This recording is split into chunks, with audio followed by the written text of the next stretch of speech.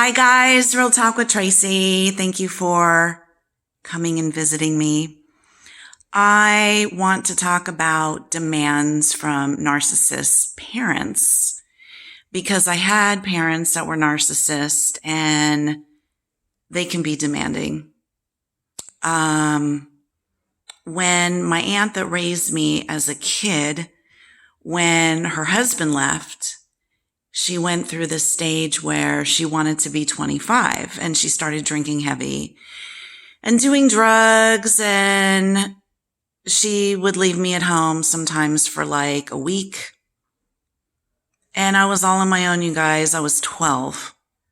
I was all on my own. I was in a big house that was on a lake.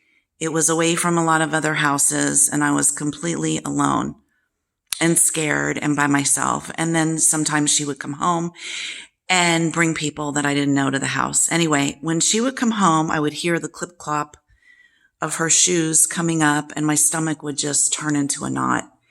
And she would come up sometimes at 2 or 3 in the morning, with friends that she just met at a nightclub, usually men.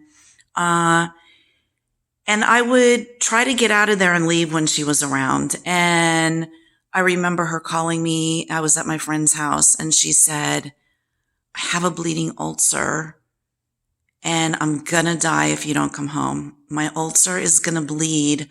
I am going to be dead. I am going to be laying on the floor. It's going to be all your fault because you're not here.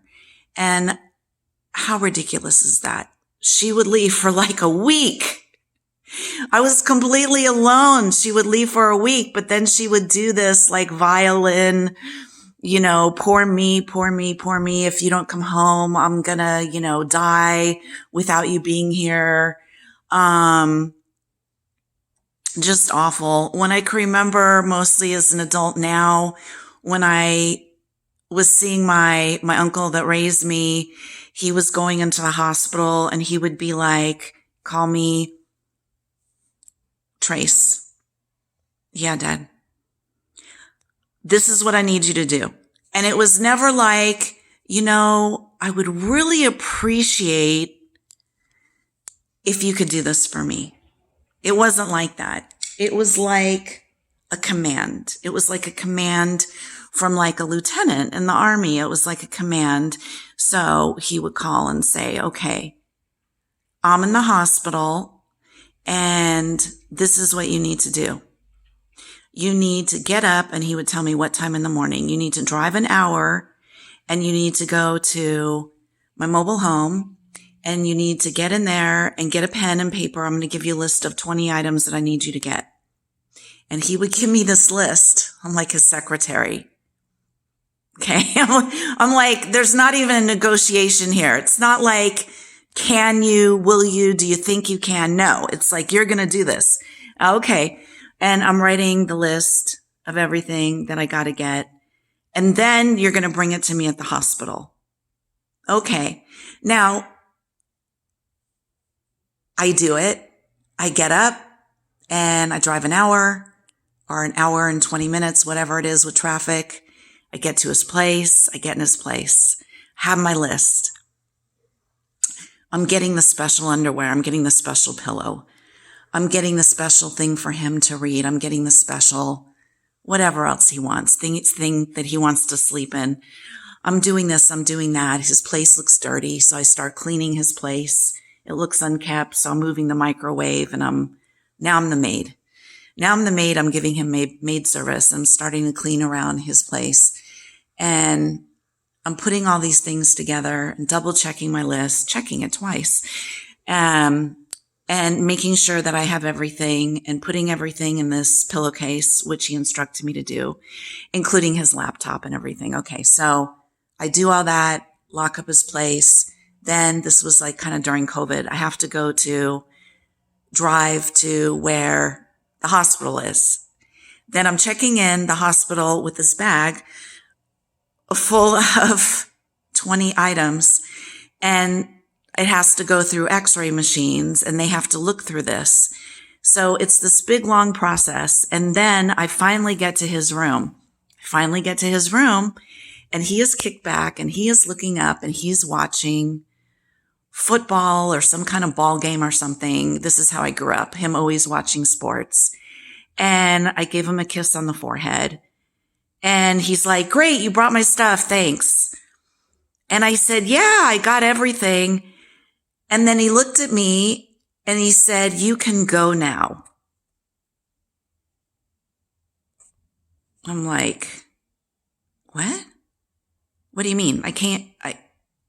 What? You can go now. I know how you hate traffic. So you can go now.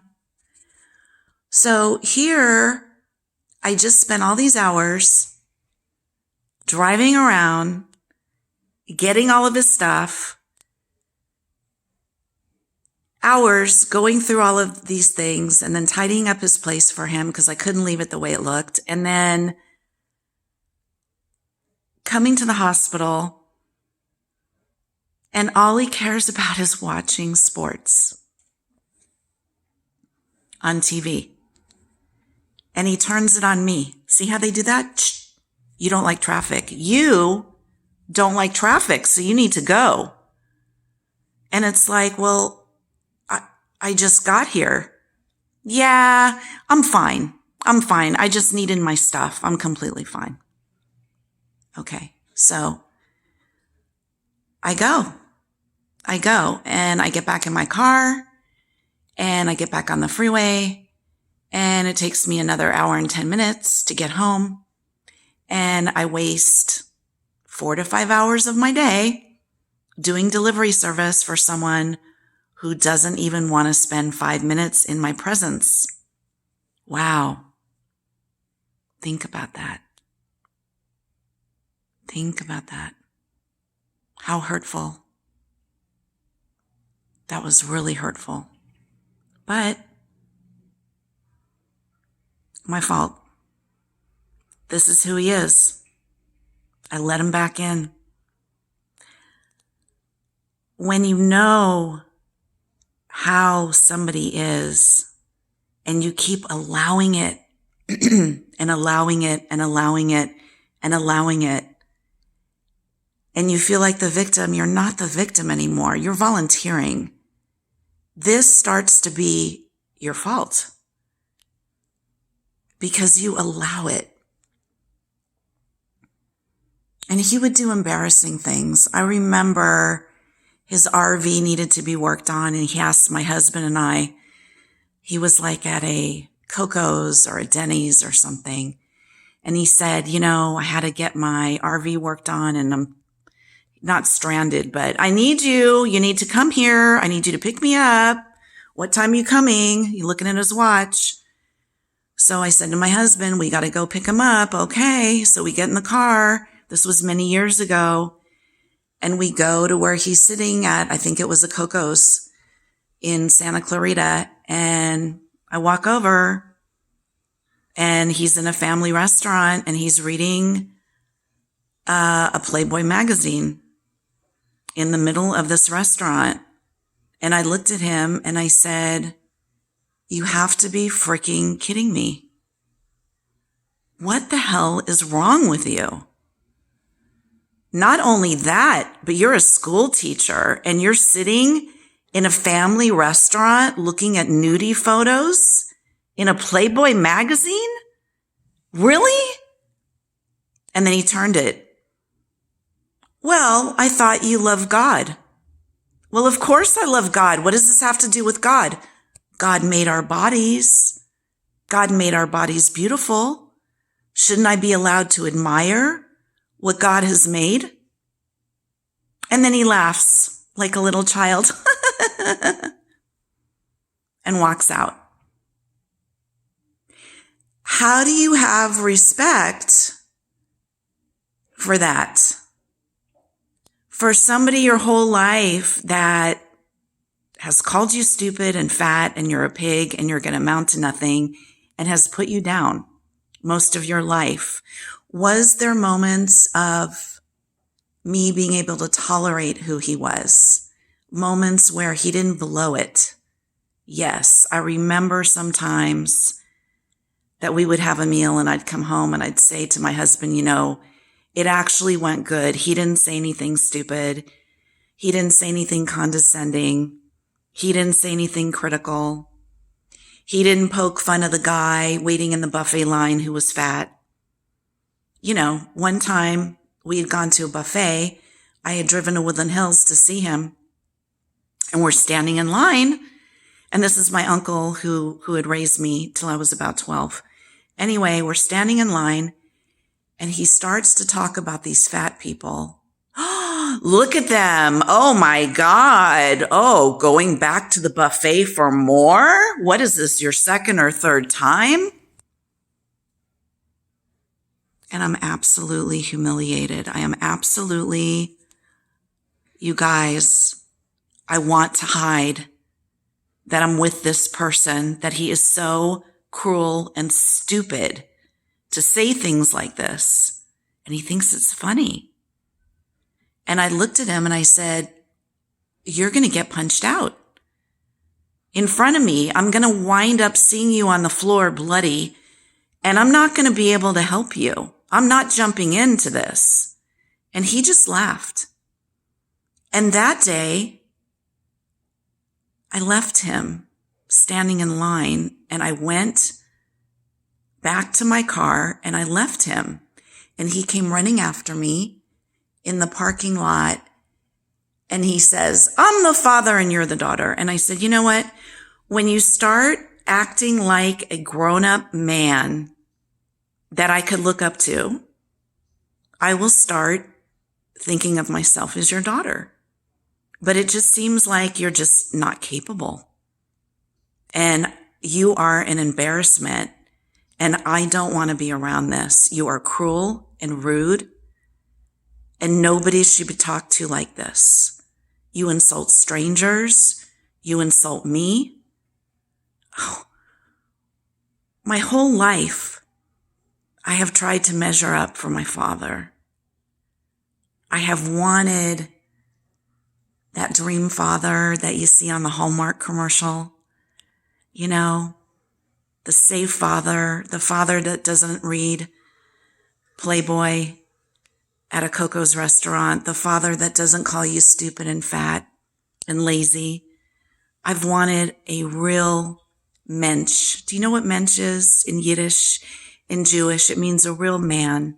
I've always wanted a wonderful man as a father. I didn't get it. I don't know why, but God gave me an incredible husband. And March will be 40 years, 40, 40, that I've been with my husband, who is a godly, loving, terrific human being. It doesn't take the place of having good parents, but I think it saved my life. And I share my story, part of my story with you. Why? I share part of my story with you because I go on Facebook and I read your postings and I see the sadness. I see how sad everybody is out there. And I see the daughters that just so badly want their father to notice them, to love them, to appreciate them, to be a safe space for them, not to be telling dirty jokes. Nobody wants their father to be the dirty old man. They want a father that they could admire, a father to be the safe place. And a lot of them just don't get it, and I didn't get it. And I want to tell you that it's not your fault. There's nothing wrong with you. There's nothing defective about you. If you're a good human being, you just got handed a crappy hand of cards. And that's called the narcissist father. It's all about them. And they put very little effort into seeing who we are, in seeing our beauty, in seeing our worth, in valuing our time, in treating us with kindness. And then I had my biological father, who I had a relationship with, a friendship with for like 40 years. I should have known better. When he walked out when I was an infant and dumped my mother and dumped me and gave me up for adoption, when I was 18, he came back into my life. And I was nervous about it, but I let him into my life because in the other bowl I had was this piece of rotten food, rotten fruit.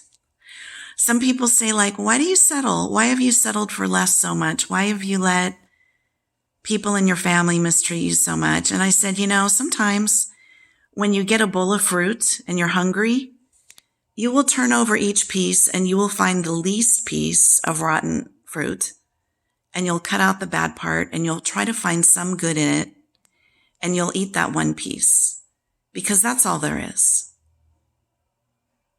So I turned to this other man who was biologically my father. And for a number of years, I think we had a really good relationship. But as I got to know him more and more, and this really is part 2 of what I was talking about, I have a part 1 where I was it left off, I was in the hospital. And he was too busy to come see me. It took him 7 hours. That's the last time I saw him, when I visited him in another state. And I realized that I'm not the priority. I remember him so many times telling me how much money he has. He would say, I have so much money, and I never touch my savings account. I have so much money and stocks and savings, and I'm going on 80 years old and I don't even need to touch it. And I was driving an old beater car that kept breaking down, and he kept saying, why do you drive that old sled? And I said to him, would you like to help me with the down payment? This was on the phone. And he said to me, no, why would I want to do that? I said, because I'm your daughter. I'm not going to help you. And then I realized he really doesn't care. He values the money in his bank account more than my safety, more than he values his other 2 daughters that he never raised, more than he values his son, his biological son, who I met my half-brother 5 years ago. He doesn't want to see him. He fought for our country. He is a mensch. He is an amazing, entrepreneurial, incredibly busy person that I don't get to talk to as often as I like, but he's like a magical person.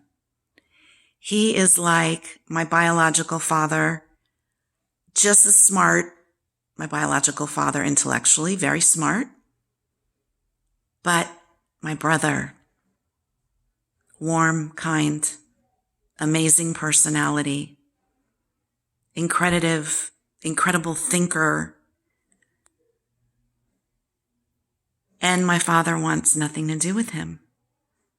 Doesn't want to know him, doesn't want to see him, doesn't want to call him. When I found my brother, he wasn't happy that I did that. And I thought to myself, how cruel can you be?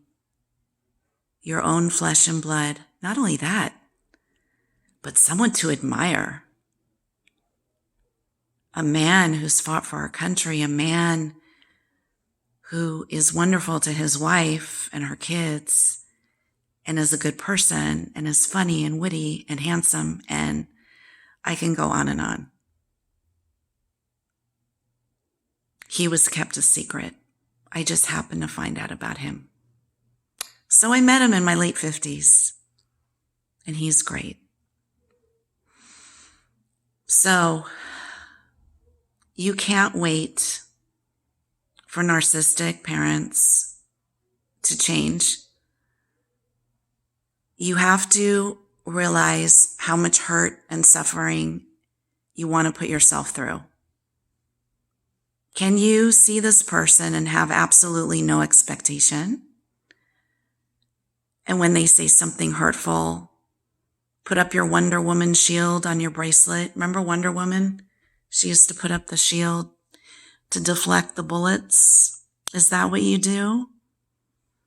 Or do you just be done?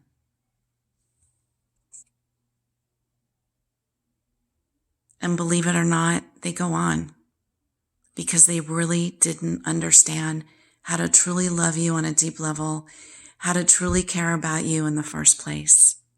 Because what they value is their bank account and how they look to strangers more than they value you. And that's sad. And the holidays can be a really, really hard time for a lot of us. And so I am completely open about this and do these videos. Why? Because it's cathartic for me. And because there's a lot of you out there that are sitting there going through this heartache, thinking you're the only ones, and you're not. Join a meetup.com group in your zip code. Find your people, find your friends, the people that hurt your soul in such a bad way. Let them go. Let them go. You know, back, I think about 6 years ago or so, my husband lost his job, not because he did anything wrong. They were having a huge layoff. I think it was it like the entrance of COVID, like a year before COVID? I'm not sure. And I remember my biological father, the one that has so much money that he always brags about. He doesn't tell you the dollar amount, but he always tells you, I have so much and I don't have to touch it. I have so much money. Oh, whoopee. And he says to me, well, you can get assistance and what is it? Where you go and wait in line to get free food? You could go to the food bank, or you could go get the government's help to get food. And I thought, you're such an ass. Here's a guy that has so much money that he has to talk about it all the time. And I know what I do. Like when my half-sister lost her job, I sent her some money in the mail, and then I took her out for a massage, and I took her out grocery shopping, because that's what a loving relative does. You don't tell someone to go wait in a food line bank or to go to the government for assistance. He's just so cheap. And I make a joke that all this money he's been packing away, what is he going to do with it? Of course, not my brother, but other half siblings are hoping they get their hands on some of it. I wouldn't depend on that. I always said he's going to take the stacks of the money and he's going to line his coffin, so his coffin will be a lot more comfortable when he dies. That's what I think he's going to do with the money. Yeah. Anyway, we've made our own money. I don't need anybody to give me any money. And I'm sure I probably won't be in the will. And really, I don't care, because what I wanted is for these two men to be in my life, loving me, being good fathers. The inheritance would be nice, but what I wanted was caring individuals who really respected me and loved me and treated me like a real father should treat their daughter. And I didn't get it. And you know what? That's okay. I'm 60 now and I accept it. And I have a wonderful husband. And I will have memories of him, whether I go before him or he goes before me. I'm going to have memories of our beautiful life every day until my last breath. Okay, now it's the phone. Bye, guys. Sending you guys love and light. Be kind to yourself for the holidays.